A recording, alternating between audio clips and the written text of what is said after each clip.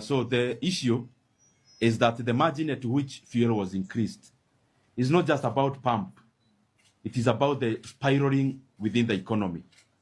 And let me start here by saying that the hiking of fuel prices that happened yesterday, of course, is unprecedented in terms of quantum. We have never seen that kind of margin increase in fuel prices ever since April started releasing the guidance of prices. And therefore, this is a very important matter to our economy and the running of our economy in all sectors. Just today, we have seen that the transport industry have also reacted to the hike in fuel prices by also passing over that burden to the consumers of the services within the transport industry. That is also likely to also happen in manufacturing. It is likely to happen in every other sector within our economy. And therefore, the bigger question that we need to ask ourselves as Kenyans, between the ripple effect of increasing fuel with the kind of margin that we did yesterday as Kenya, between that effect, that direct effect, and the ripple effect that is there, and on the other side, the amount of money that we could spend in making sure that fuel is affordable, what is a bigger cost to the economy, and which is a more prudent thing to do? Is it to let the economy spiral in its negative effects from transport to manufacturing to the forex in terms of dollar demand and to all the other sectors? Is it better to stop that spiraling by spending some little more money on bringing down the prices, or is it unleashing the entire price increment to the consumers? That is what we need to interrogate. And as I said before, it is upon us as leaders to also offer practical, reasonable proposals that Kenya can work on. And just to go direct to the point, number one is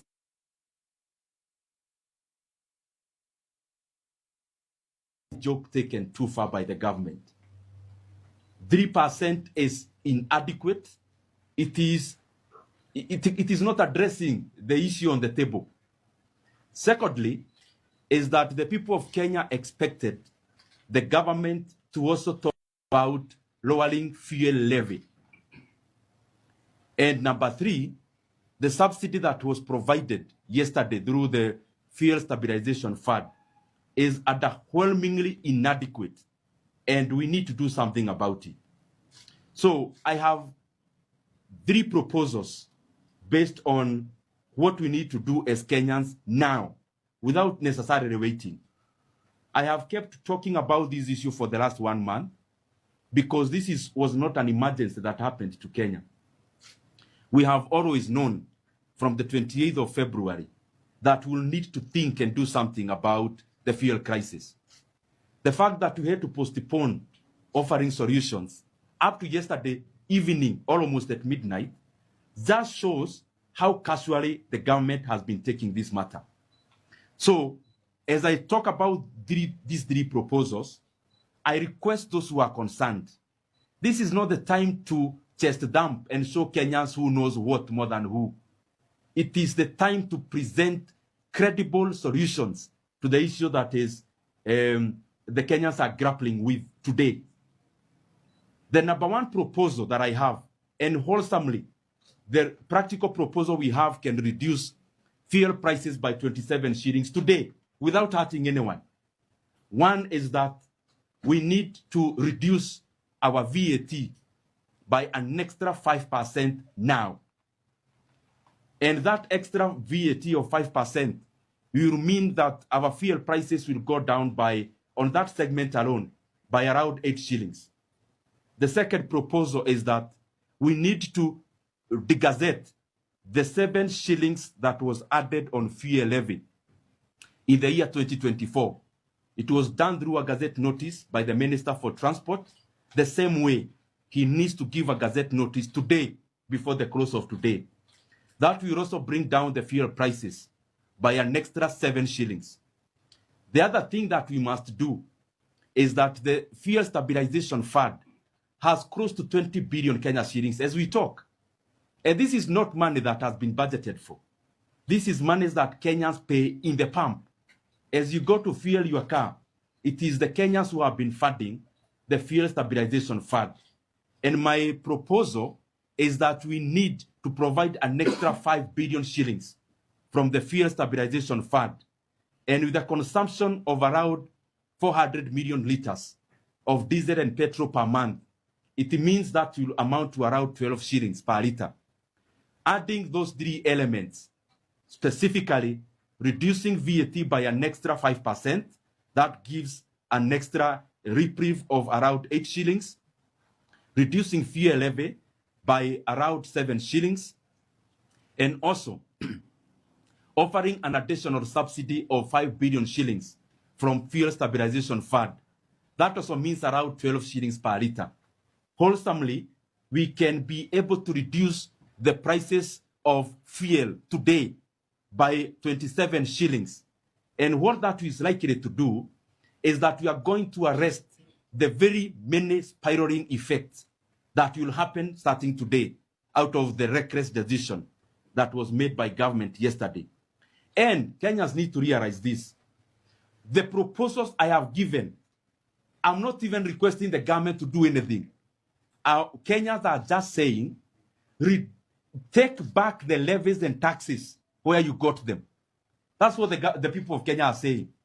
The additional 8% VAT was added by this regime in 2023. The additional 7 shillings in fuel levy was added by this regime in the year 2024. The money that is coming from fuel stabilization fund. It is not money that they have generated. It is money that has been contributed by the Kenyan people in the last several months. So what you are asking is simple. Just take the levies and taxes where you got them. And if that happens, Kenyans are not going to pay more in the pump as it happened yesterday. So Kenyans are not requesting the government to do anything. They are just demanding that the government takes the taxation and levies to the level they got them. If they only do that, there is reprieve in the pump as the starting point. Then after doing that, in the medium term, we should now be looking at how to tax exempt the fuel products. We at least take our VAT to zero in the intermediate period, because the issue we are dealing with is not long term. How we saw even during the Russia and Ukraine issue is that this issue doesn't take too long. There is already solutions being floated globally. And therefore, we may push this cost to the Kenyan people, then we end up hurting our economy for the rest of the year. I don't think we need to do that. Kenya has resources to be able to arrest this matter when we can arrest it. The other issue that Kenyans must be aware of, just look at your data and you'll see that global oil prices were at a higher price in the year 2022 than they are now. Actually, in May of 2022, a barrel of oil topped around $115 per barrel. It is definitely higher than the $98 per barrel it is trading today. But fuel prices never exceeded 160 shillings for petrol and around 140 shillings for diesel. So this is simple arithmetic. The global oil prices were higher in 2022 at around $115 per barrel. But the highest Kenyans were paying was around 160 shillings for petrol and 140 shillings for diesel. What an oxymoron then there is, that the global oil prices are now around $98 per barrel, but Kenyans are paying upwards of 200 shillings. That is a paradox by itself. And even when we compare the regional prices, and especially Kenya being a home of a port, and Kenya having mechanisms like fuel stabilization fund, which is funded by Kenyans, it is not explainable logically how any of our neighbors should be selling fuel cheaper than Kenya. That is a paradox by itself. The last thing I want to address, and I want to bring it to the attention of Kenyans, and I've been doing it, but unfortunately, maybe many people block Kenyans from getting this real information. This scam called G2G. G2G is a scandal, it is a scam, and it is a business for senior government officials in Kenya. G2G, there is nothing government to government. Saudi Aramco is government in their area. And also the companies in the UAE are owned by government in those countries. But the other G that should represent the government of Kenya, Kenyans should know that there is no government there. These are self-interested, greedy leaders who are profiteering from G2G as Kenyans brace themselves with the pain at the pump. G2G, I want to repeat, is a kiosk. It is a business enterprise. It is a profit machine for senior government leaders in Kenya. And the companies that handle 75% of G2G volumes, the ultimate beneficial owners of these companies are the same people who added fuel prices yesterday. That for them, they would rather make profits from their G2G arrangements and illegal businesses, but Kenyans to shoulder the burden and the cry. The most unfortunate bit is that they have now extended that grid from now downstream to midstream to all the levels of fuel production in Kenya. That the same cabal in government who are profiteering from G2G, they have now taken Kenyans' resources in Turkana. That the oil in Turkana does no longer belong to Kenyans. It now belongs to greedy leaders. The same people profiteering from G2G, they have now stolen the Kenyan fuel and oil in Turkana. They are now exploring it and exploiting it for their own personal benefit. It is a big shame. And Kenyans cannot continue to be led in this kind of profligate and unabashed and uncontrolled greed. G2G, for avoidance of doubt, is a scandal. And the people who you see there purporting they are the owners of those companies are not. The second thing is that we have now also negotiated through the pain of Kenyans our political dealings. The G2G companies that were there previously belong to the original owners of government, the original one. Now, even those who joined, part of the negotiation that was there after the protest of 2024, that instead of addressing the issues Kenyans raised, leaders sat down to cut deals, and a few companies were introduced into G2G. One of them, you have seen it in today's newspapers on front page. That as Kenyans, we are talking about lowering taxes and lowering the cost of living. Leaders sat down in dark rooms and instead cut deals on introducing companies belonging to the then opposition. For them to be silenced, Kenyans had to pay the price. So, my friends in government, Kenyans will not continue to shoulder the burden of your greed through the dealings of G2G. That as they bear the pain in the pump, you are celebrating the profits. That will not continue to happen in Kenya anymore. Very lastly, the proposals you are giving are practical as well-meaning leaders. The leaders in government should not try Kenyans. Do not try Kenyans. You may be swimming in money out of the profits you are making from G2G, but Kenyans are wallowing in poverty created by the same policies. Do not try Kenyans.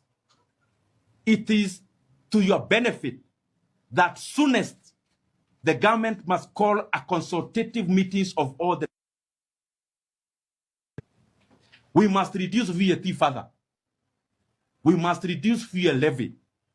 And we must provide extra not less than 5 billion shillings for an additional subsidy. And those practical solutions will bring down the fuel prices by at least 27 shillings. Let us not try the patience of Kenyans. It is to your better now by following what Kenyans are proposing. Don't argue with Kenyans, because soon you'll be arguing with yourself. Thank you very much. Good question. Huh? Yes. Is it possible a real impact on going forward? Huh? Yes. Yes. If this fuel, the price of fuel remains the same at the pump, what is the likely effect from jobs to factories and all that? What is the likely effect from the farmers? The farmers and all that. Yes. Secondly, the argument is that the amount they are using, the 7 shillings, the tax and all that, is the one which is being used for road constructions and all that. What did you say that they need that tax in order to build roads? Okay. Yes. Let me start with ramifications to the economy. One, we have already seen reactions, credible reactions from actors within our economy. Our economy runs on fuel, from transportation to energy generation to manufacturing and all other facets of our economy. So the likely effect, number one, is what you've already seen, that Kenyans will be made to pay more for transport. And transport in Kenya is not a leisure transport. It is an input. When you move from your home, from Rogai to come to town for work, transport is an input to what you are doing as a provider for labor. And therefore, the ramification number one is that this issue is going directly to the pockets of Kenyans to take the little that is left. The second thing is that we are now, like, after transport hiking of transport cost, the next thing you are likely to see is the prices of the manufactured products, including uga. The other thing is generation of electricity. When you look at your bill, there is money you pay for energy. Sorry.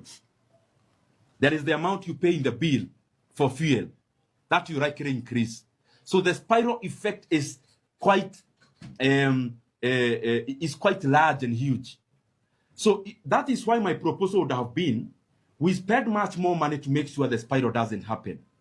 The second thing we will see, by the close of this month,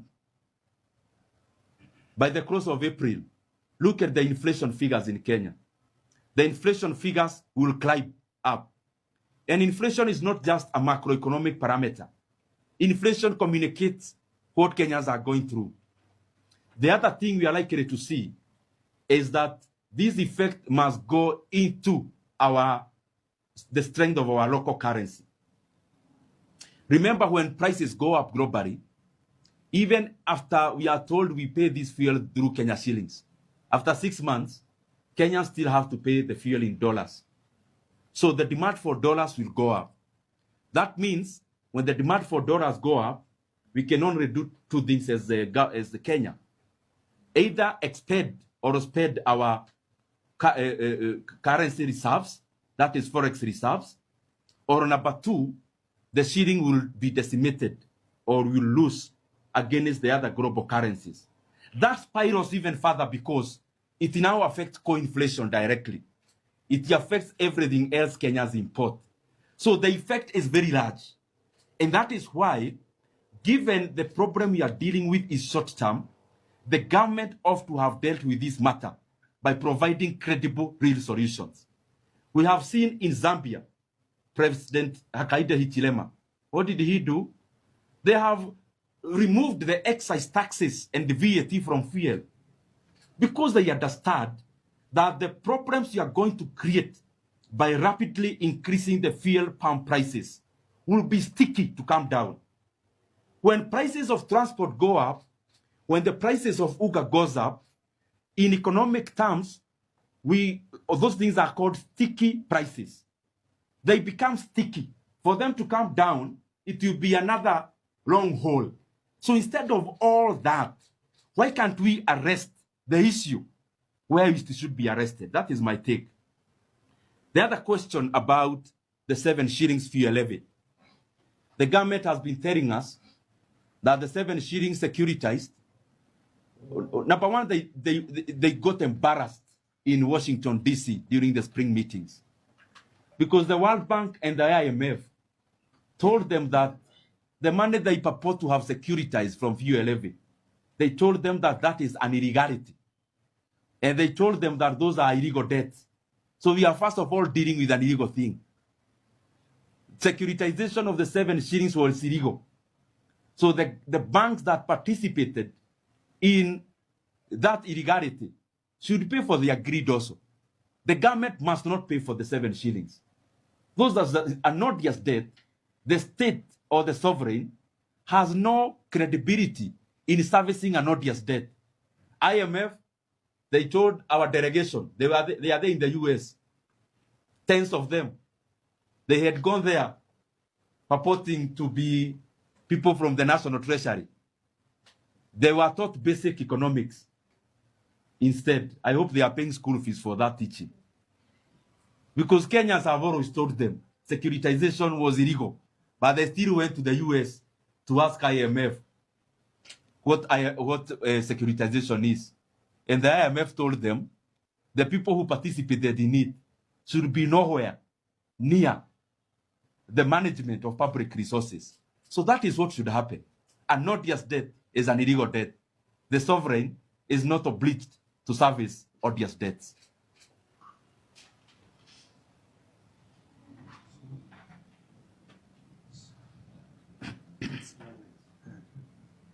Any other?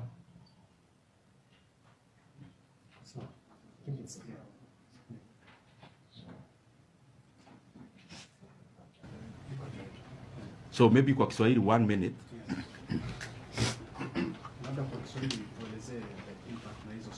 Okay.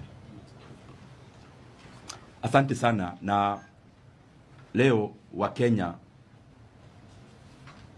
wameona ya kwamba serikali haijakuwa imejitayarisha vizuri kwa kuangazia mambo ya bei ya mafuta, kwa sababu tumeona nchi mingi duniani, watu wakubwa katika hizo serikali na nchi wamekuwa mstari wa mbele kwanza kuangalia vile watakabiliana na hii janga ya mambo ya bei ya mafuta.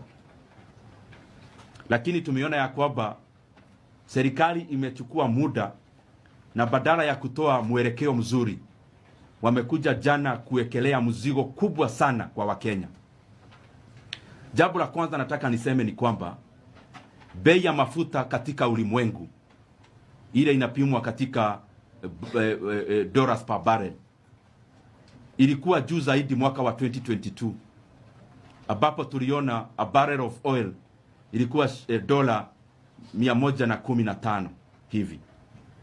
Lakini mafuta hapa Kenya ilikuwa shilingi 160 kwa petroli na 140 katika diesel.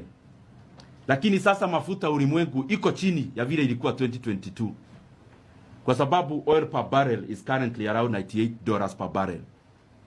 Lakini tunaona ya kwamba Wakenya wanaambiwa watalipa mafuta bei kuzidi shilingi 200.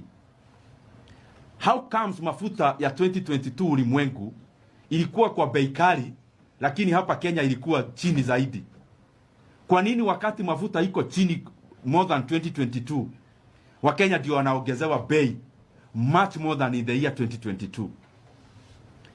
Jambo la pili ni kwamba watu wenye wako katika serikali wanafaa wajue hii mambo ya bei ya mafuta sio bei ya mafuta peke yake. Hii ni mambo ya uchumi ya Kenya. Tushaanza kuona ya kwamba uchumi wa Kenya umeanza fighting back. Tumeona kaka zetu, dada zetu wako katika transport sector already wameongeza bei ya nauri. Na sasa hiyo ni kuonyesha ya kwamba Wakenya tu ambao wako chini zaidi wanaendelea kufinyiliwa zaidi, kwa sababu ile pesa wanalipa katika nauri inatoka tu kwa mfuko ya Wakenya. Because the spiraling effect ya hii mambo ya mafuta sio tu kufuel gari, itakuwa kwa vitu mingi. Katika mambo ya transport tushaona, katika mambo ya manufacturing tutakuwa tunaona hivi karibuni hata bei ya unga. inflation figures katika hii mwezi wa April tutaweza kuona ya kwamba itaenda juu katika mwisho wa mwezi. Every sector katika uchumi wa Kenya, the economy of Kenya is carried through fuel. Na kwa hivyo ingekuwa ni vyema serikali waone ya kwamba bei ya mafuta tu sio kuweka tu kwa mafuta ya gari, inabeba uchumi wote wa Kenya. Na mimi kama kiongozi napeana practical solutions vile Kenya inafaa ifanye. Ndio hii mambo ya mafuta tuishikilie, kwa sababu ni ya muda. Tuishikilie kwanza. Ya kwanza, ile VAT serikali jana walijaribu kuonyesha Wakenya ati wanapeleka chini. Hiyo ilikuwa ni sarakasi. Kupeleka VAT chini na 3%. That is a joke. Hiyo ni sarakasi. Na Wakenya wanauliza, lazima serikali ipeleke kodi ya VAT chini ya mafuta by at the very least an extra 5%. Na hiyo ita reduce bei ya mafuta na shilingi kama 8 hivi. Kitu ya pili ni kwamba fuel levy ile serikali iliongeza mwaka wa 2024. Wakenya wanasema hiyo shilingi 7 lazima iondolewe. Na jambo la tatu, iko fund katika Kenya inaitwa Fuel Stabilization Fund. Na ni pesa ya Wakenya. Na iko na pesa zaidi ya 20 billion shillings. Wakenya wanasema an extra 5 billion shillings itolewe pale. Wakenya wapewe subsidy. Na katika ile mafuta Wakenya wanatumia kila mwezi ya around 400 liters of petrol and diesel per month. Hiyo pia itapea Wakenya nafuu ya shilingi 12. Ukiongeza hizo nasema mimi 3. Kupeleka chini VAT by an extra 5%, hiyo ni kama shilingi 8. Kuondoa fuel levy ya shilingi 7 na kuongeza subsidy ya Wakenya kupata nafuu ya shilingi 12 per liter. Hiyo already tutakuwa tumepea Wakenya nafuu ya shilingi 27 kuanzia leo. Kwa nini serikali wagoje mpaka Wakenya wenyewe waanze kujiexpress when they know the right thing to do? Na hiyo mambo Wakenya hawaulizi serikali ifanye jambo lolote. Kenyans are just asking serikali wapeleke kodi ya mafuta kwenye waliipata. Ile wameongeza wenyewe waondoe. Ile walipata ni sawa. Na wakiondoa tu ile wenyewe wameweka, tutaweza kuondoa bei ya mafuta na shilingi 27 leo. Na jambo lingine nataka niongeze ni kwamba hii mfumo tunaambiwa inaitwa G2G ni ukora na biashara ya wakubwa hapa Kenya. Itakuwaje Wakenya wanalia mafuta iko more than 200 shillings na viongozi wako serikalini ndio wenye kampuni za G2G? Ati wao sasa wanahesabu faida, Wakenya wakilia wakiweka mafuta. The leaders of Kenya, you should be ashamed of yourselves that you are buying money printing machines ya kuhesabu faida yenu ya G2G wakati Wakenya wanalia wakiweka bei ya wakiweka mafuta na bei ya juu. It is a shame. Na ya kuonyesha ya kwamba wakora tu wenye wako katika G2G wanapata faida, Wakenya wakilia. Sasa wameenda Turukana, wameiba mafuta ya Wakenya ya Turukana, sasa ni yao binafsi. How much is enough? How much is enough? Kwani mwanaume moja tubu inatoshana nini ukule kila kitu hii dunia? G2G unakula faida Wakenya wakilia. Mafuta ya Turukana instead ya isaidia watu wa Turukana, umechukua umeiba ni yako. How much is enough for one man? Asanteni. Mheshimiwa, just one. Yes. My name is Mike from TV47. When this regime got in, VAT ilikuwa ngapi? VAT ilikuwa 8%. Wakaongeza to 16%. Yeah. Na ndio maana tumefika hapo tuko saizi. If at all they reduces this VAT to 8%, when Uhuru was leaving the presidency, yes, mafuta ilikuwa 159 shillings. Yes, 159. Why will it be by 27 shillings? Because imepanda by 27 shillings. Yes. If 8% itatolewa irudi 8% VAT, then tunafaa turudi pale kwa 159. Yes. Right? I agree with you. kuna vitu kadhaa na Kagongo, hiyo ni swali mzuri. Anauliza tukiondoa kodi ile serikali hii imeongeza, hata Wakenya hawaulizi tunauliza tu ile kodi hii serikali imeongeza, waondoe tu hiyo.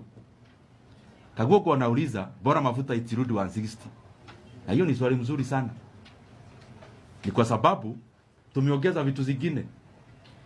Ukiangalia excise tax, angalia VAT, angalia